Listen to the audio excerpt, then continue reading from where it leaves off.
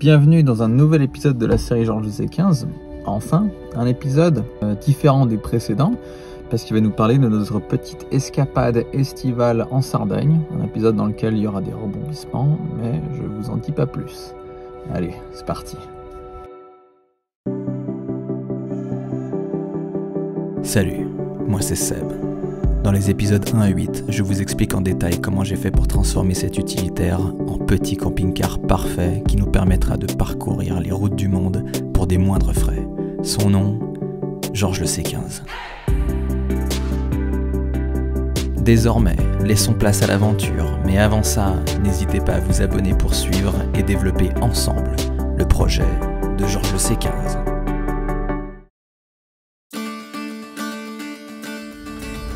Hey, ciao, ciao.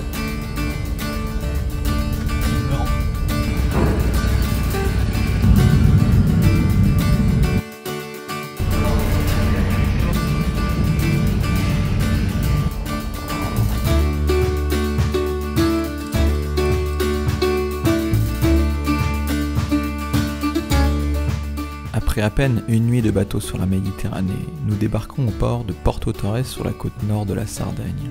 Très rapidement, la densité de la circulation est frappante, les routes sont libres et les panoramas éblouissants.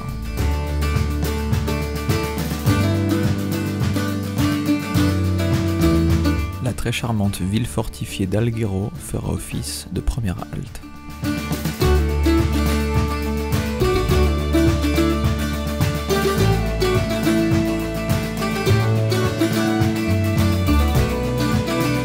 Le long de la côte ouest de l'île, la SP105 fait partie des plus belles routes d'Europe. Posée sur le flanc du littoral, elle offre une promenade spectaculaire au moment du coucher de soleil.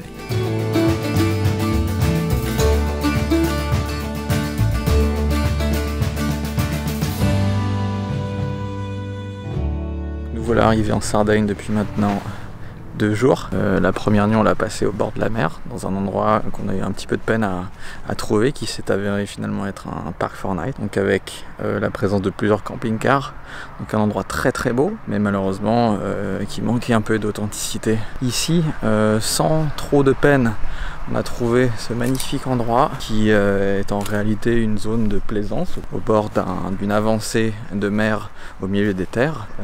Et vous le voyez, c'est absolument magnifique. Un jardin de pins ponctué de petites tables et chaises qui nous permettent de profiter de ce cadre merveilleux.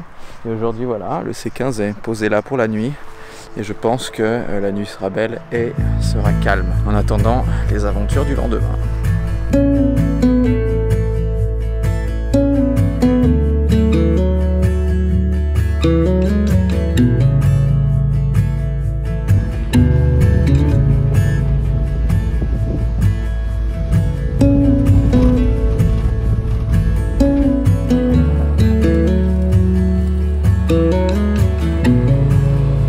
Assez surprenamment, la Sardaigne offre à ses visiteurs l'accès à des pistes en bord de mer.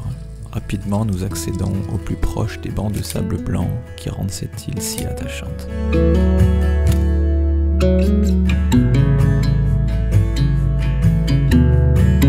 S'apercevant de ce fabuleux atout que nous offre à la fois cette île et le C15, nous décidons de rythmer notre voyage au son des vagues et de la houle, autrement dit, de rester au plus près de la mer.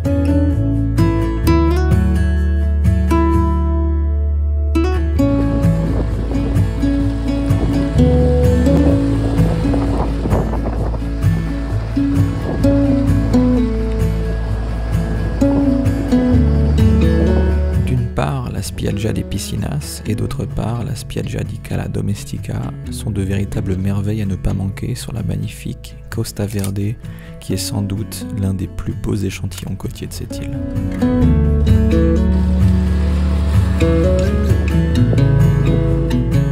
Eh bien, non sans mal, nous avons trouvé ce spot qui est exceptionnel pour cette nuit. Alors là, bon, on a posé le C15 sur ce rocher qui nous permet d'avoir la tête en l'air, les pieds en bas. Ça paraît un peu bancal, mais finalement ça va être, je pense, assez confortable. Du moins suffisamment. Le plus important c'était d'être au bord de la mer pour avoir de l'air frais. Bah, c'est vrai que le C15 a organisé tellement de chaleur durant cette journée. Et du coup, dedans il fait au moins 10 degrés de plus que dehors. Donc là, ben, on va profiter des dernières lumières. Là on le distingue à peine. Le soleil se couche derrière la brume. On voit à peine sa silhouette. On va pas se plaindre hein, sur ce cadre qui est tout simplement exceptionnel. Et puis voilà, j'ai hâte de passer une bonne soirée.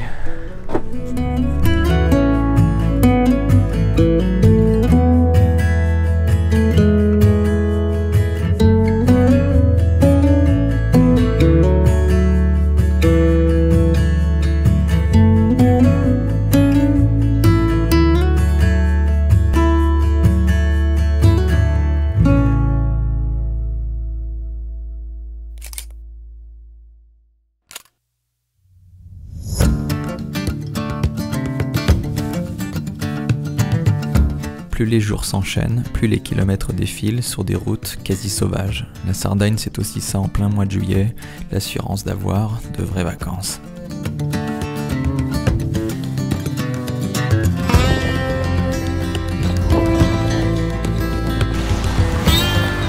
Une fois sur la SP71 qui parcourt les terres les plus au sud de l'île, nous profitons une fois encore de ces accès privilégiés à la mer.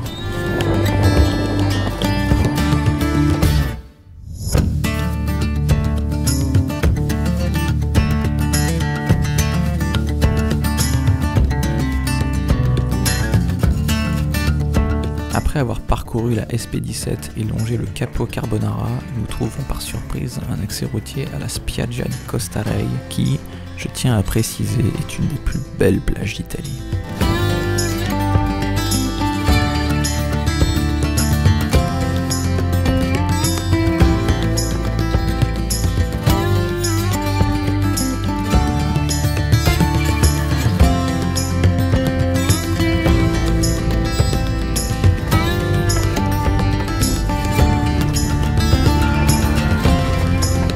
Mais assez de la mer, laissons-nous guider par notre instinct afin de découvrir les petites pépites que l'arrière-pays cache si secrètement.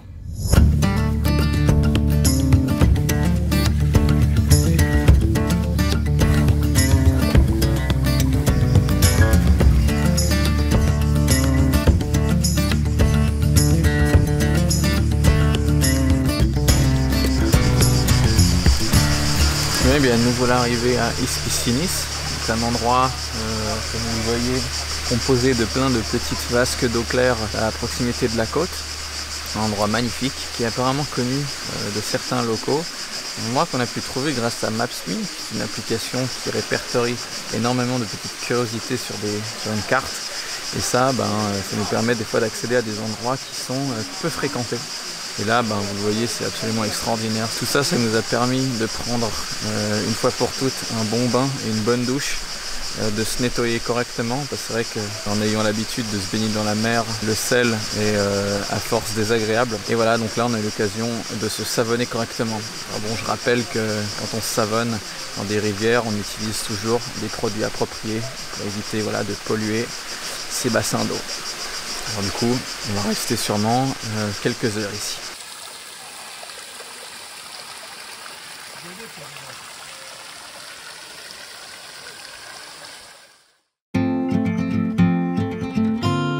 Notre remontée étant déjà bien entamée, nous empruntons l'inévitable SS 125 qui est ni plus ni moins la route 66 Sarde.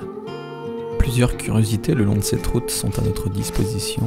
Nous en avons sélectionné une qui méritait une attention toute particulière.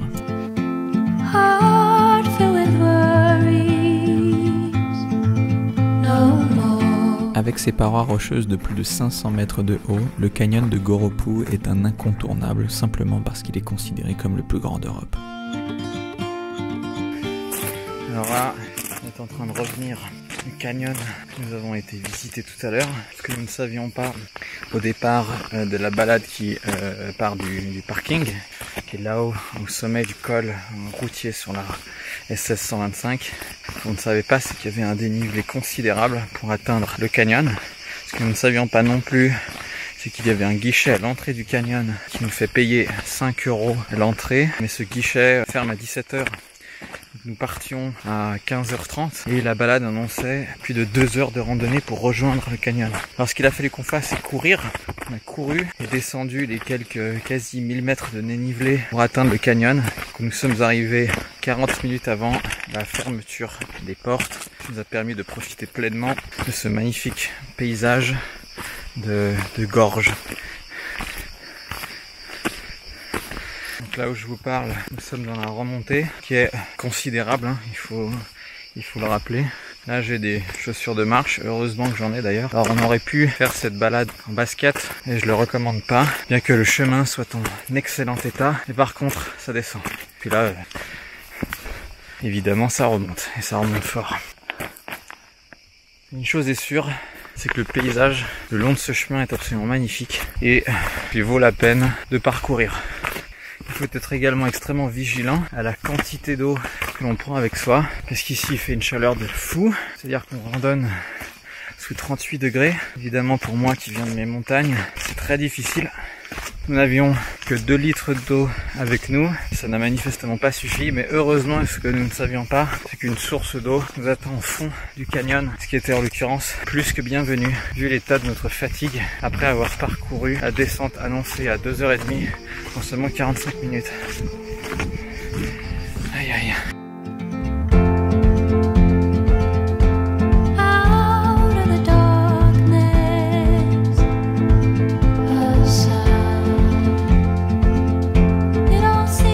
La fin du voyage approchant, nous décidons de nous diriger plus profondément dans les terres pour profiter des grands plateaux qui caractérisent le cœur du pays. Et pourquoi pas se retrouver encore plus esselés.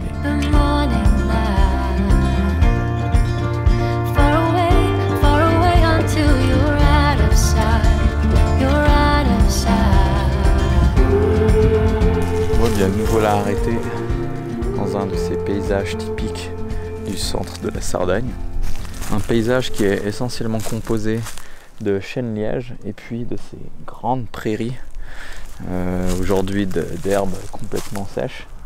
C'est un paysage qui est empreint d'une très grande beauté et qui inspire le calme. Presque l'impression d'être dans un parc. Donc on s'est posé ici à l'ombre pour étudier un peu la carte et puis pour surtout se reposer un peu et se mettre à l'abri du soleil. Ici, heureusement, on a pris un peu d'altitude. La température est un peu plus clémente que plus bas dans la vallée. En tout cas, c'est très agréable et c'est surtout très très beau. Et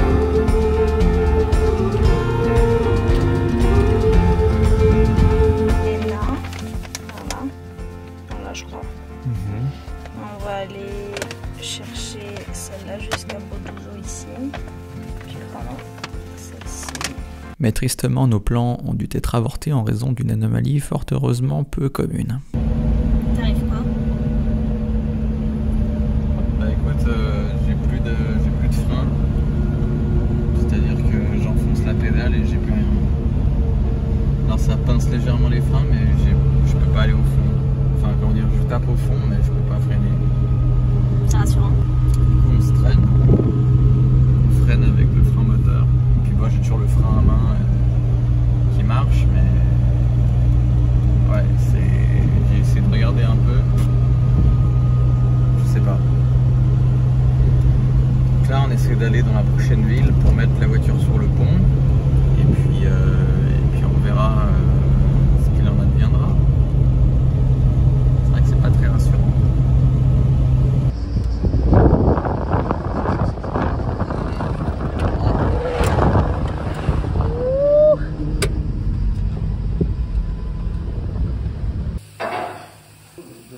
Bah tu vois, il est juste passé. Hop, il passe juste sous la poutre et sous le toit. Impeccabile.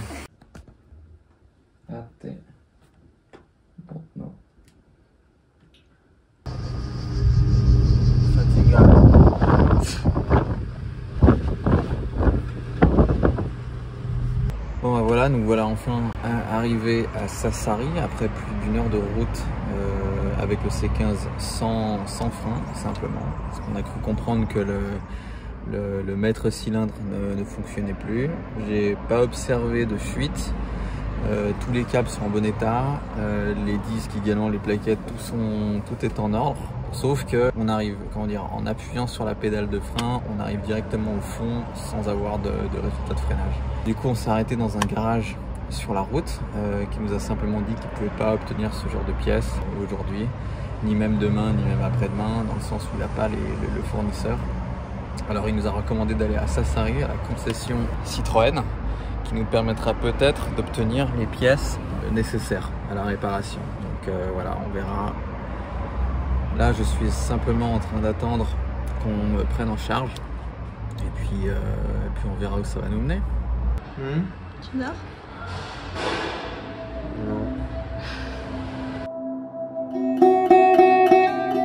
Avec les plus grandes précautions, nous reprenons la route direction Porto Torres, car le bateau nous y attend le lendemain. Sur la route, nous en profiterons pour nous arrêter à Castelsardo, qui sera pour nous le dernier joyau d'Italie.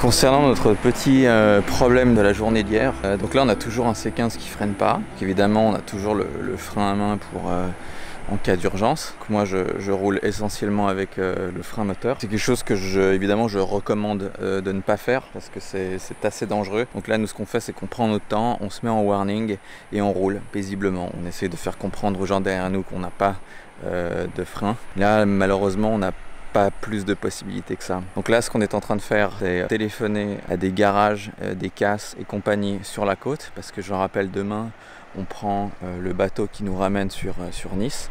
Depuis Nice je vais essayer de trouver la pièce en question, donc il s'agit d'un maître cylindre de Citroën C15. Je vais essayer de trouver cette pièce et de la remplacer dans les plus brefs délais. Parce qu'évidemment le week-end arrive, parce que les problèmes ça survient toujours le week-end.